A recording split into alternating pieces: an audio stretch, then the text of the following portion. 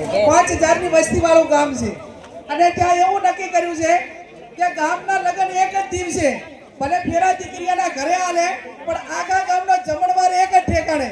એટલે એક જ દિવસે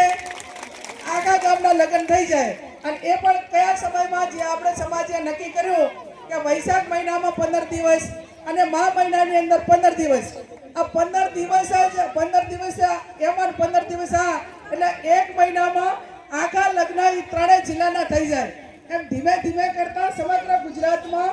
મા મહિનામાં અને વૈશાખ મહિનામાં 15 દિવસોમાં જેમ આપણે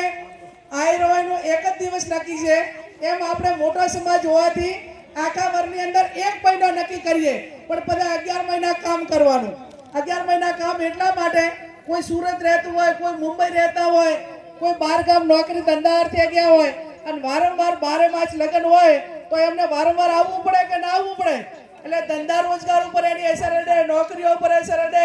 વિદ્યાર્થીઓના અભ્યાસ ઉપર અસર અડે આ ન થાય એના માટે કરીને વર્ષમાં મહિનામાં તમામ લગ્ન સમૂહ લગ્ન હોય કે ઘરે લગ્ન હોય એ બધાએ લગ્ન એક જ મહિનાની અંદર કરી લેવા આ એક આ સમયની માંગ છે અને ચંદુભાઈ અમે તો એમાં એવી જોગવાઈ કરી છે કે નેતાઓને આમંત્રણ શક્ય હોય એટલી વાર ના આપવું અને કદાચ આપવું તો પછી ના આવી શકે તો કોઈ નેતાઓ માટે ખોટું લગાડવું નહીં એમ પોતપોતાની રીતે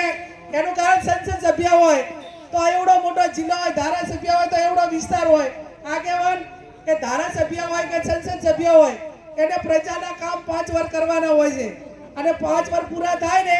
એ ટાઈમે કોઈ એવો હિસાબ ના માગે કે તમે લગ્નમાં કેટલી ઠેકાણે ગયા હતા તમે મરણ પ્રસંગે કેટલી ઠેકાણે ગયા હતા તમે બર્થડેમાં ગયા હતા હગાઈમાં ગયા હતા 5 વાર પૂરા થાય એટલે કામનો હિસાબ આપવો પડે અને કામનો હિસાબ ક્યારે થાય કે એને પૂરેપૂરું કામ કરવા માટેનો સમય આપો એટલા માટે એટલે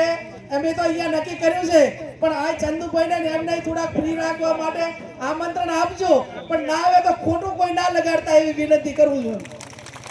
નહીં તો પછી ચૂંટણીની અંદર હાથ ઉવાળે કે તમે અમારી લગ્નમાં નતા આવ્યા ને એમ એટલે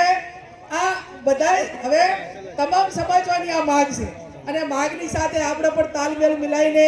બીજા સમાજો જે ખૂબ આગળ શિક્ષણમાં વધ્યા કુરિવાજોમાં દૂર રહ્યા ખર્ચાઓ ઓછા કર્યા એમાં આપણે પણ આગળ વધીએ અને આવનાર સમયની અંદર આજે આ બહેનો પણ અહીંયા મોટા પ્રમાણમાં હાજર છે આજે ભાભર તાલુકાનો